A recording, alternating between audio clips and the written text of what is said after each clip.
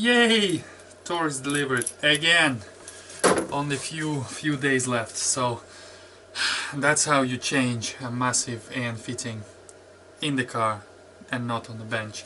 I usually use this small vise, and then you can secure your fitting and go to town.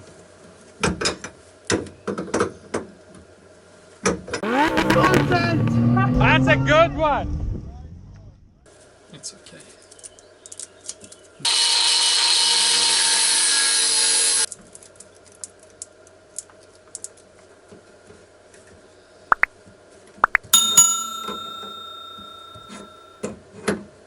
This is supposed to go even further, but I'm just worried that I'll snap something, so it should seal fine. Those torque fittings are really good. They're self-cutting, so they literally go inside the tube, and don't want to jinx it, but never had one fail. Nothing to see here, just bleeding the oil pump. Alright, so we bled the system. It will need topping up again. The level to watch out for should be about 3/4. Right now it looks like it's empty, but it's not. The oil sort of sits around here. But I found this issue before where you feel it sort of to the top, and then you start running, and then because of the pressure you put all the oil from there and there, and then it's just too much and you have to whatever. So it's a lot easier to bleed the system, leave it almost sort of under minimum, and then let it run, and while it runs you sort of add slowly, so then you know that while the car is running this is the level that you need. Coolant, let's do coolant. Water, purple ice, and I might add a little bit of this antifreeze just to lubricate things. I have honestly no idea what I'm doing with it and how to bleed it, but it works. It's working, and the system is full of water. But I think I have a little bit too much water, not enough for coolant. But of course I can drain it all out and add the additive at later stage. Right now the good news is that there's no leaks anywhere. So let's connect a wiring harness, drop the car down, and then we can try and start it for the first time. I think this should do it. I replaced quite a few places. Like I said, it was burnt covering and stuff like that, so we replaced a U-joint here, replaced this one with a sort of nice solid plastic, and actually it saved the harness. Definitely there was a plastic here and it was all not melted but like really charred, so if it was just any normal sort of cable or any sort of soft wrap, it would have definitely damaged the cables. So yeah, I went through the whole thing and extended this one as well because it needs to go on the other side of the engine. So the harness is ready. Let's just put it together. About 10 minutes ago the engine was completely assembled, everything done, the intercooler, all the piping and everything, and literally I don't need this right now. The starter motor, it was clicking. I mean, I didn't try to start it yet because obviously I want to film the very first start, but I knew it wouldn't start because I don't even have the coils, and I unplugged them because I was still mapping everything into the ECU anyways. But I just thought I'll try and spin it once, see if it spins freely, and it just did click click. So we took the motor, the starter motor out, and now I'm trying to test it, and I did this and it did the same click, and now it's not doing anything.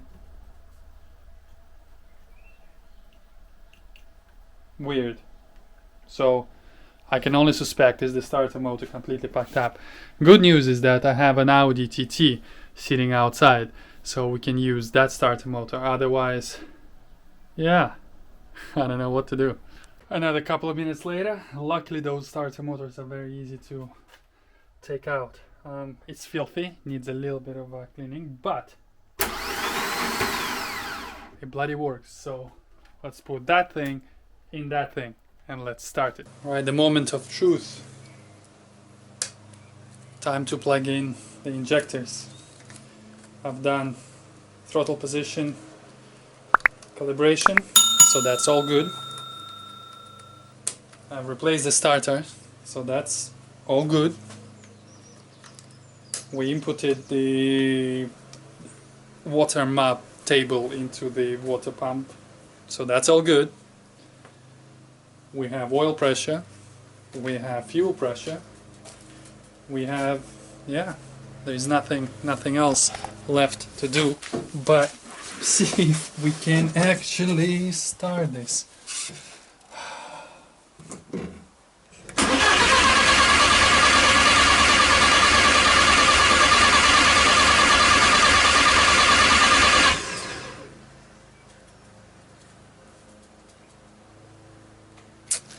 Not good so far.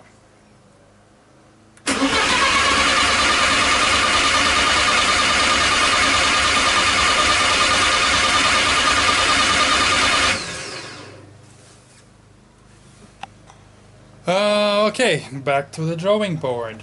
Ladies and gentlemen, please take your seats. The show is about to begin.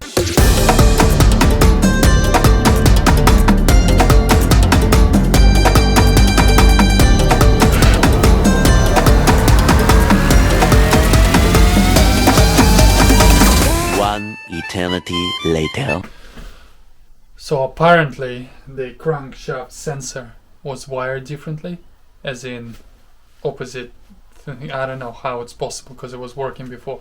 Same harness, same sensor. The only thing I'm thinking is that before it was with a mounting bolt hole to the top, like that, and now it's like this, but it's pointing this way. So I would assume the engine, if it rotates this way, I don't know if you can actually rotate the sensor, and that makes a difference. After help from Alex at DTA, and Chris at EFI, and Nigel at Pinderwagen, and Team Prawn Racing, everyone kind of I'm confident, at the very least, we would be able to see the oscilloscope, see what's what. Crankshaft oscilloscope.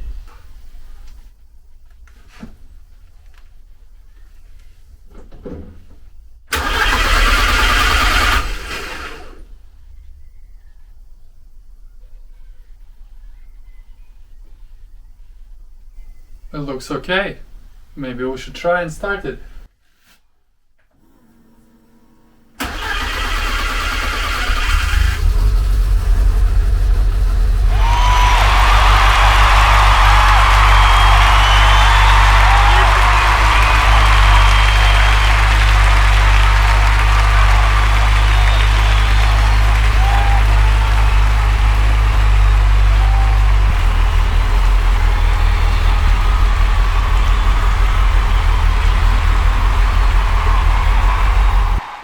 Well, you've just seen it yourself, guys. It's bloody working. And actually works pretty well, considering everything. I mean, obviously smoking and everything, we still need to adjust a few things. Something wrong with the pump is not switching on. It's all irrelevant.